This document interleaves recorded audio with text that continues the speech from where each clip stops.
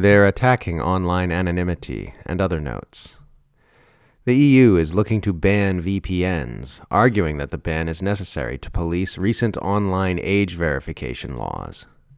Critics have been warning for years that these age restriction laws are being rolled out around the world to erase online anonymity and enable greater surveillance for the entire population, and they are looking more vindicated than ever today. This isn't about protecting children from social media addiction and porn. It's about expanding the Western Empire's surveillance network.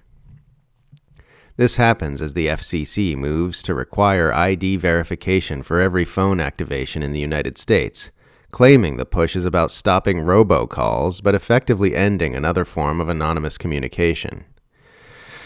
It's always been about being able to more closely monitor the behavior of the public to make sure nobody's plotting a revolution. The Trump administration is trying to divert public attention with the release of a bunch of nothing burger UFO files. Yeah, sure, guys. I used to be upset at Trump for raping kids and starting an unwinnable war and jeopardizing the global economy. But then he released some videos of blurry dots moving around, so I've forgotten all about those things. The British press have been publishing an amazing number of political cartoons featuring caricatures of the Jewish leader of the Green Party, Zach Polanski, which look indistinguishable from the big-nosed depictions of Jews in propaganda from Nazi Germany.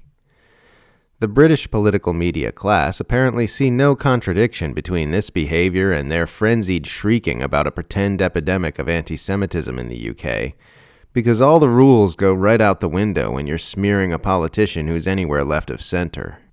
If caricatures like these had depicted a right-wing Jewish person who hates Palestinians, the British government would have declared a national emergency and created a new branch of the military for launching airstrikes on anti-Semitic cartoonists. British press. There is a dangerous epidemic of anti-Semitism in our country. Jewish political leader. We should tax the wealthy and stop doing war crimes. British press. The hook-nosed Judeo-Bolshevik parasite is conspiring to subvert our society. In an article about the fourth day of hearings on anti-Semitism in Australia, The Guardian lists some hilarious illustrations of how fake and made up this whole thing is. The Royal Commission heard examples of anti-Semitism such as, someone's friend imagined she might be murdered by anti-Semites at the hospital. Some Jewish people left a Facebook group of psychologists after being told they were taking the side of the oppressor and demanding that people not discuss Israel's genocidal atrocities. A nurse wasn't allowed to hang pro-Israel genocide propaganda in the workplace. A trade unionist felt she had to step down because younger union members fought union leadership to oppose Israel's war crimes.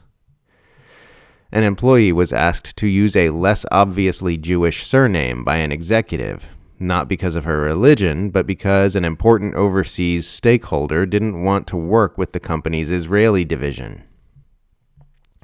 It's all I felt, I feel, it made me feel. My feelings, my feelings, my feelings.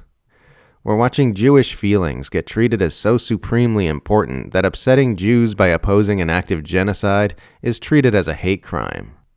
The victims of genocide are regarded as infinitely less important than a Jewish Australian feeling offended by anti-genocide sentiment in a Facebook group. This is crazy, hysterical bullshit, and it should be treated as such. The Jerusalem Post reports that Israel has again multiplied its annual propaganda budget, now bringing the year's Hasbara funding up to $730 million. If you saw a guy spending $730 million on social media operations, convincing people to believe he's not an asshole, what could you reasonably conclude about that guy's personality?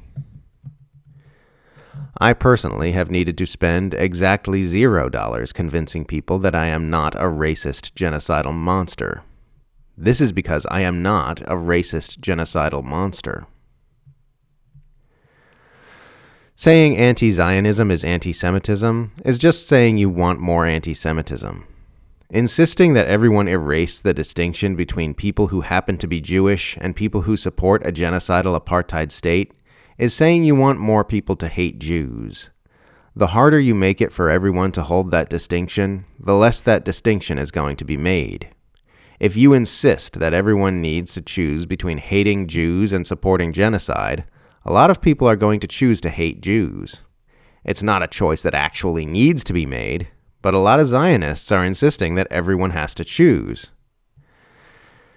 Anyone who says anti-Zionism is a hate movement is a lying, manipulative hate-monger. Making a distinction between Judaism and Zionism is a good faith effort to reduce hate.